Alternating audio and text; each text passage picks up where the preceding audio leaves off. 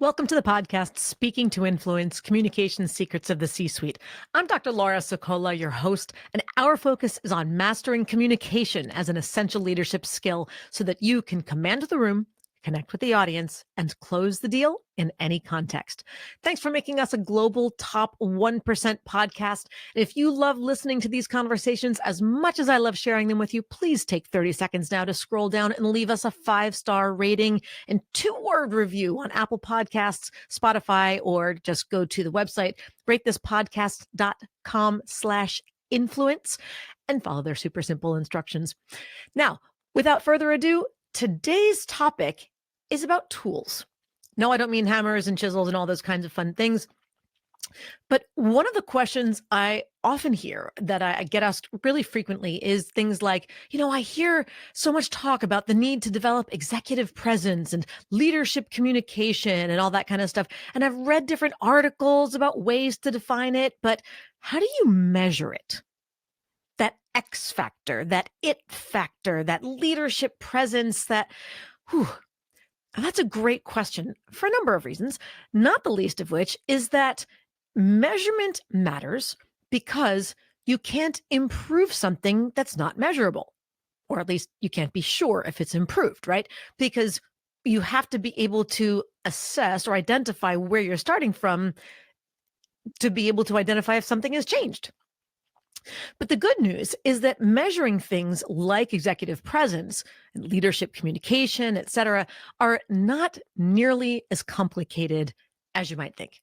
Now, after 15 plus years of doing this kind of work as an executive communication coach, I've narrowed it down to 10 core communication contexts and competencies that are really, from everything I've experienced, everything I've seen, heard, coached, they're at the foundation of a leader's brand.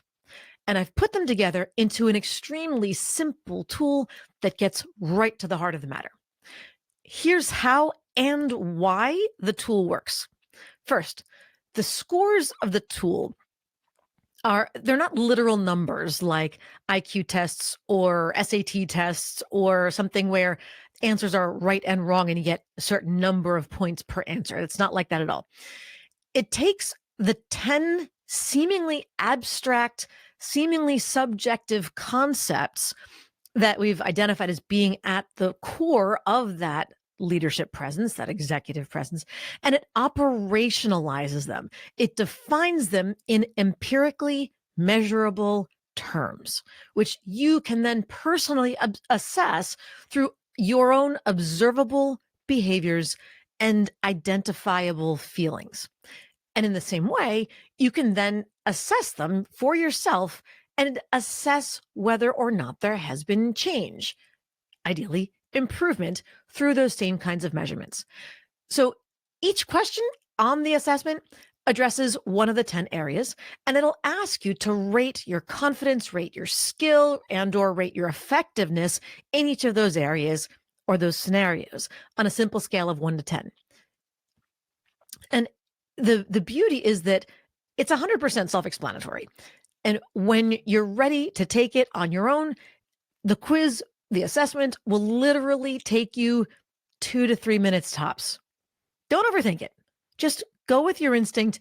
Regardless of what you'd like other people to think, how strong you really believe you are in certain areas, what you hate, what you love, where you feel super confident, where you got some work to do. Just go with what your instinct is on those numbers. Don't feel like, well, it's like a 6.5 or, yeah, it sort of depends if it's this or that. I know it depends. Give yourself the average. So before you take the quiz, though, for a little bit more insight on what's behind these areas, today, what I wanted to do is walk you through the 10 themes in the quiz and explain why those 10 themes are essential to your executive presence, to your brand, to your reputation as the confident, competent leader that people trust, that they genuinely want to follow. because that's what we aspire to as leaders. Then, of course, once we've gone through this quick overview, then you can click the link in the show notes to officially take the quiz for yourself whenever you want. Remember, it is literally a 2-minute quiz, a 2-minute assessment, unless you break the rule about overthinking things. You know who you are. You love it. It's a hobby. It's a pastime. It's something that you pride yourself on, the ability to overthink everything and anything. Let's not do that today. So let's take a quick example. If somebody asked, for example, how confident, how effective you are when you're public speaking, of course, which is certainly an important leadership communication and influence skill. Now, of course, number one, you're going to say, well, it depends. Who am I talking to? Yeah, I know.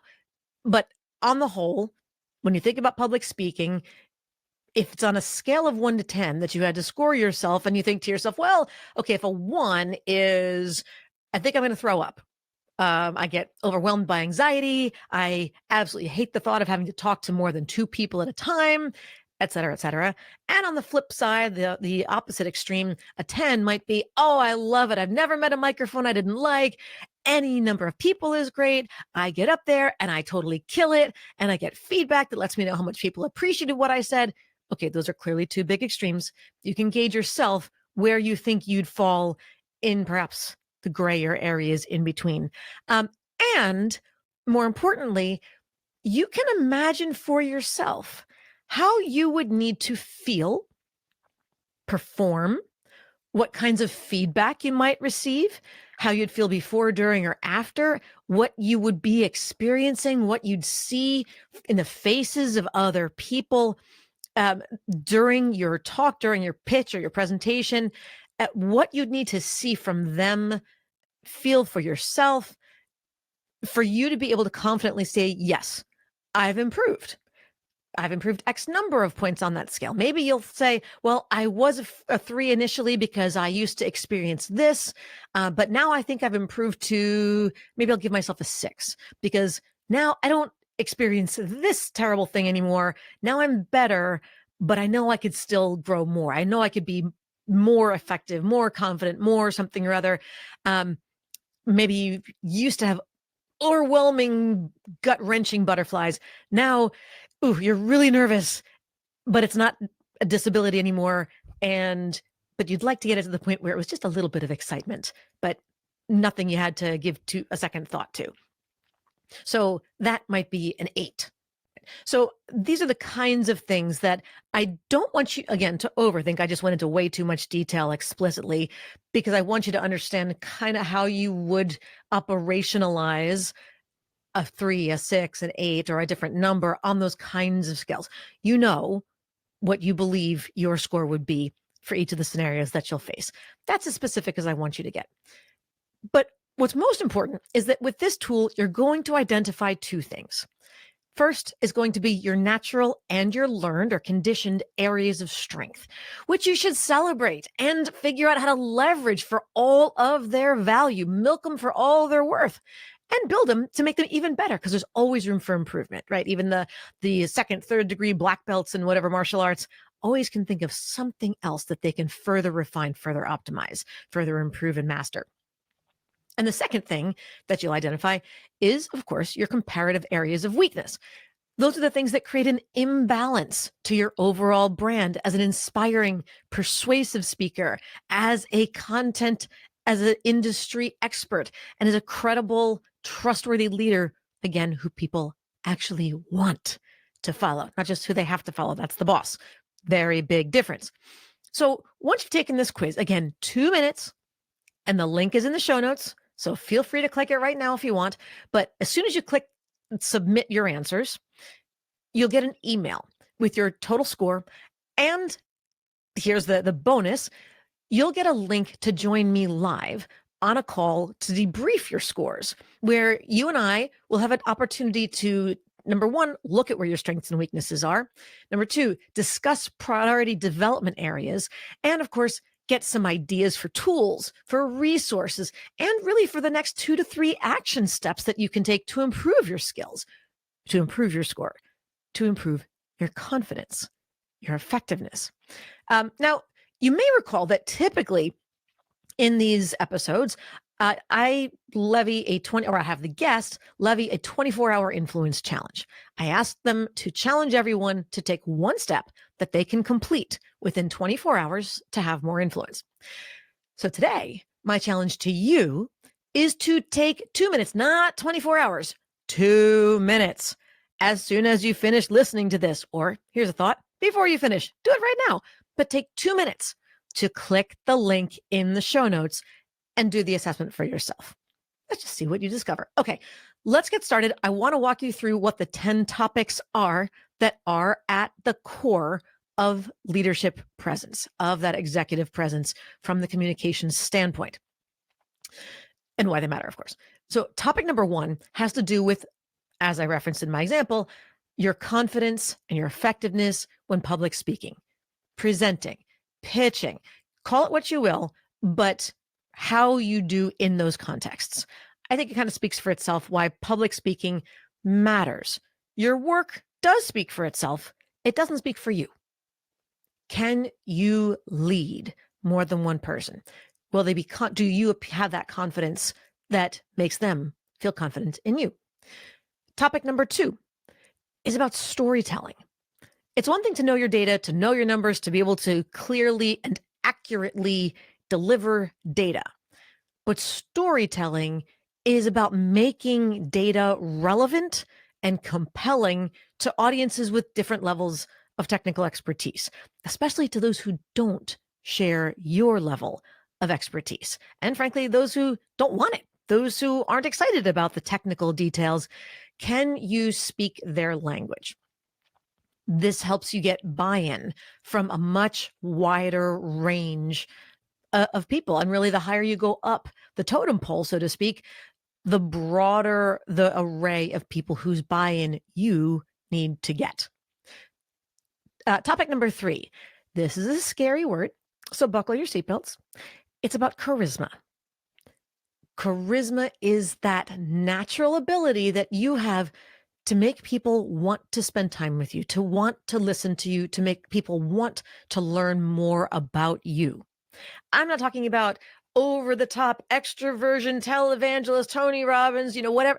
No, but there's something about you that somebody out there actually likes, and they want to spend more time with you. They feel comfortable, connected. What is that? How do you pull it out? And how can you show it to more people? That natural connection, not being somebody else, not being anybody else other than who you are. That's your natural charisma. So we want to assess that one.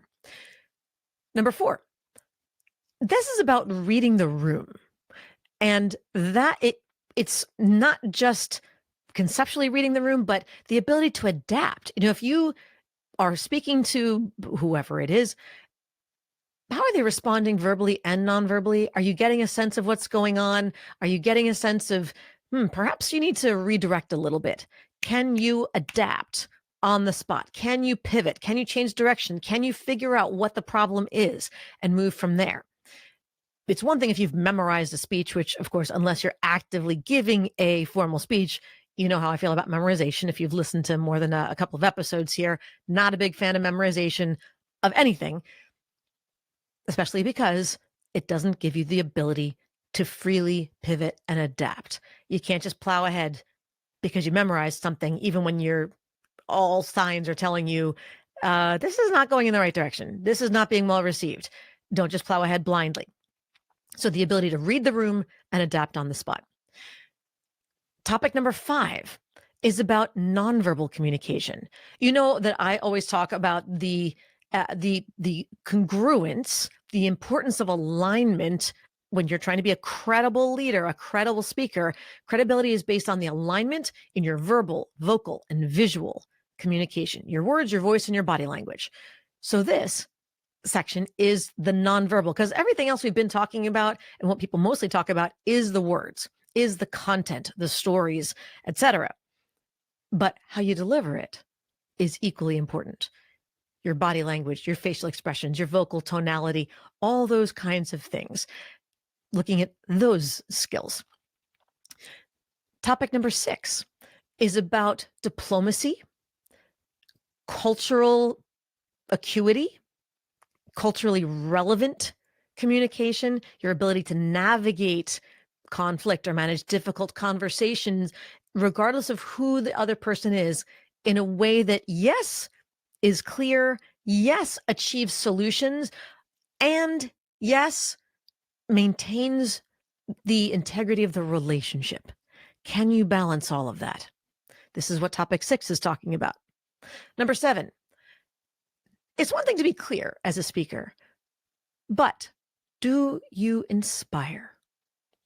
Can you inspire others when you speak? It's not to say that every Monday morning L10 meeting or weekly update status check stand-up meeting for your team that you're necessarily going to just inspire others to tears, move others to tears with what you're, but on the whole, can, even when you really want to, can you inspire? Not just encourage, not just motivate, carrot stick. Can you inspire? Number 8, what about networking? This is important. And I don't just mean going to meet and greets at the local BNI meeting or something. It could be that. But networking has so many different formats: virtual, in-person, large group, small group, whether it's intentional or serendipitous in the moment. How good are you? How effective are you at networking? How comfortable are you at networking and building relationships on a non-transactional level? How do you plant the seeds to turn that networking moment into a budding relationship, long-term, short-term, or otherwise? Number 9, this is about, we've talked about pitching and public speaking and those kinds of places where more often than not, you've had a chance to really prepare. Most people that I work with, and again, I have worked with leaders of every industry, leaders of every role, large and small, you name it. And one thing that I hear almost across the board is, I'm fine as long as I'm prepared. If I've had time to really think through what I want to say, organize my thoughts, do all my due diligence, try to preemptively anticipate all these kinds of things, then I'm usually pretty good. I can handle that. It's the Q&A that's the problem. It's when I'm asked to speak with no time to prepare. When someone just says, hey, can you speak about this particular topic? And they tangent in the moment, it's just boom, on the spot. How do you handle those moments? Your ability to speak on whatever topic, when necessary, without sufficient time to prepare. And by sufficient, I mean sufficient for you to feel comfortable and confident. How do you handle those situations? And last but not least, tying it all together to your brand as an individual contributor, as an individual leader, and your brand reflecting the brand of the company that you represent, whether it's your company or you're representing in whatever capacity, facing internal stakeholders, external stakeholders, clients, vendors, collaborators, whoever it is, you represent the company at some point or other. How does the way that you communicate reflect the excellence that you want people to associate with your individual brand and the company's brand? These are the 10 essential factors that I truly believe are at the core of the communication skills required to demonstrate executive presence. Now, before you move on to the next item on your to-do list, on your calendar, while you're focused, while your brain is spinning on all these things we just talked about, while you're really starting to get the sense, I bet if you think about it right now, if you've been listening and you've been following along with these ideas, your brain is going in all sorts of different directions thinking about this stuff. While you're focused, use the link in the show notes right now to take just 2 more minutes to do that assessment for yourself. And then remember, as soon as you submit your answers, you're going to get an email with your total score and a link to join me on a live group call. It'll tell you where the next couple of calls are to debrief those scores, your personal scores, not just to talk through every score possible, your personal scores. It is an awesome discussion. I love having this discussion because it brings so much clarity to everybody on what's been working for you, what hasn't been working for you, why, and most importantly, exactly what you need to do to develop your leadership, communication, and influence skills so that they consistently and accurately reflect the standard of excellence that you want the world to associate with everything that you do. And don't forget, have fun with this. This is not a life or death situation.